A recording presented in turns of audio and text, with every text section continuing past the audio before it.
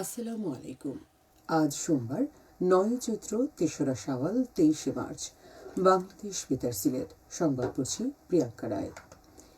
যথাযথ মর্যাদা ও ধর্মীয় ভাব গাম্ভীর্যের মধ্য দিয়ে সারা দেশের মতো সিলেটেও আজ পবিত্র ঈদ উল ফিতরের তৃতীয় দিন পালিত হচ্ছে।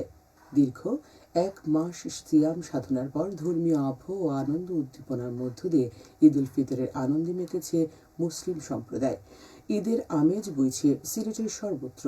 এ উপলক্ষে টানা সরকারি ছুটি কাটাতে পরিবার পরিজন নিয়ে প্রকৃতিকন্যা সিলেটে ছুটে আসছেন দর্শনার্থীরা। ঈদের দিন বিকেল থেকে এখানকার পর্যটন ও বিনোদন কেন্দ্রগুলোতে দর্শনার্থীদের ঢল নামে। অপরূপ সৌন্দর্যের এই লীলাভূমির উঁচু নিচু পাহাড় আর ঢেউ খেলানো চা বাগান সৌন্দর্য পিয়াসীদের মন কাড়ে সবসময়। হালকা বৃষ্টিতে রুক্ষ প্রকৃতিতে ফিরে এসেছে প্রাণ। বৃষ্টিস্নাত সতেজ সবুজ মন মাতানো এমন প্রাকৃতিক দৃশ্য উপভোগ করতে প্রতি বছর ঈদ কিংবা বিভিন্ন ছুটিতে সিলেটের পর্যটন কেন্দ্রগুলো ভিড় করছেন পর্যটকরা। সিলেটের পর্যটন কেন্দ্রগুলোর মধ্যে উল্লেখযোগ্য হচ্ছে জাফলং, সাদা পাথর, লালাখাল, শ্রীপুর, রাতারগুল, পান্তমাই, মায়াবতী ঝর্ণা, জৈন্তিয়া রাজবাড়ী, ডিবির হাওর, বিছানাকান্দি, লোভাছড়া, মাধবকুণ্ড, চেরাপুঞ্জি এবং অসংখ্য চা বাগান। এছাড়া নগরীর বুক জুড়ে বয়ে চলা সুরমা নদী, আলী আমজাদের ঘুড়ি, চান্দিঘাটের সিঁড়ি, রাজা গৌর গোবিন্দের টিলা, হজরত শাহজালাল শাহ, হজরত শাহপরান রহমতুল্লাহ আলাহির মাজার তো রয়েছে। গত শনিবার ঈদের দিন বিকেলে সিলেটের চা বাগানগুলোতে দর্শনার্থীদের ভিড় ছিল সবচেয়ে বেশি। গতকাল সারা দেশ থেকে ছুটে আসা পর্যটকদের বাঁধ ভাঙা উচ্ছ্বাসে পর্যটন কেন্দ্রগুলোতে অন্যরকম এক আবহের তৈরি হয়েছে। পর্যটকের ঢল নেমেছে সিলেটের পর্যটন কেন্দ্র সাদা পাথর, জাফলং, রাতারগুল, বিছানাকান্দি ও পান্তুবাই। ফলে প্রাণ ফিরে পেয়েছে সবকটি পর্যটন কেন্দ্র। এদিকে পর্যটকের চাপে এখানকার হোটেল মোটেলগুলো বুকিং হয়ে গেছে।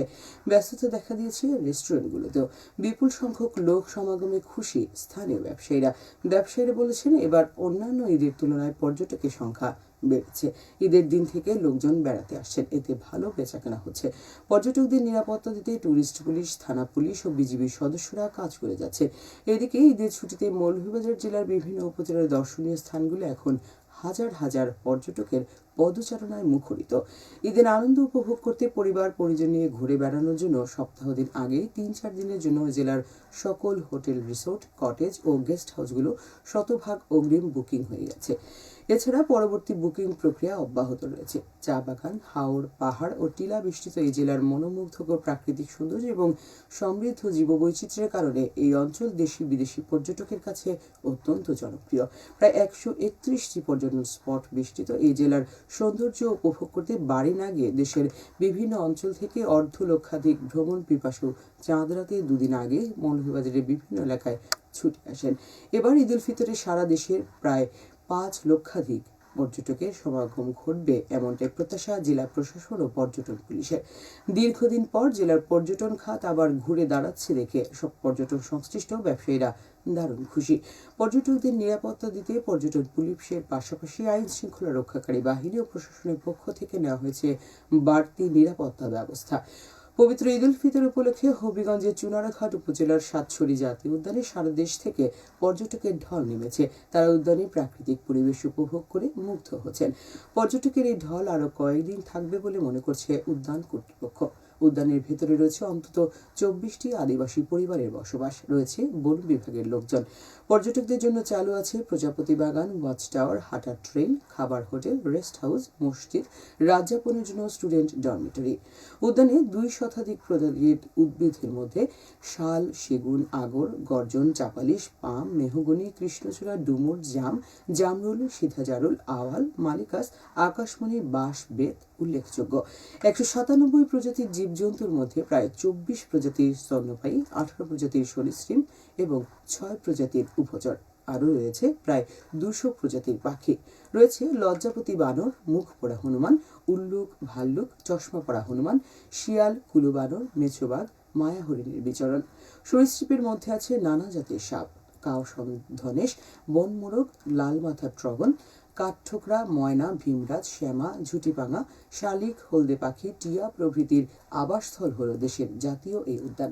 বন বিভাগ জানিয়েছে, ঈদে পর্যটকদের নিরাপত্তা মনিটরিং করা হচ্ছে, পরিষ্কার করা হয়েছে বসার আসনগুলো। পর্যটকরা উদ্যানের এমন পরিবেশে মুগ্ধ হচ্ছেন। সাতছড়িতে প্রতিদিন ৩ থেকে ৫ হাজার পর্যন্ত পর্যটক আসেন। উদ্যানে প্রবেশে প্রাপ্তবয়স্কদের টিকিট 115 টাকা ও অপ্রাপ্ত বয়স্কদের জন্য 60 টাকা। বিদেশি পর্যটকদের জন্য 1150 টাকা। শুটিংয়ের জন্য 13,800 টাকা। পিকনিক পার্টির জন্য জনপ্রতি 23 টাকা। পার্কিংয়ের জন্য ছোট গাড়ির ফি 115 টাকা ও বড় গাড়ির ফি 230 টাকা। মহান জাতীয় সংসদের বিরোধী দলীয় নেতা ও জামায়াত ইসলামীর আমির ডাক্তার শফিকুর রহমান এমপি গতকাল সিলেটে সাংবাদিকদের সাথে ঈদের শুভেচ্ছা ও মতবিনিময় করেছেন। সকালে সিলেট সার্কিট হাউসে এই মতবিনিময় অনুষ্ঠিত হয়। এ সময় তিনি সাংবাদিকদের সাথে কুশল বিনিময় করেন, তাদের বিভিন্ন প্রশ্নের জবাব দেন।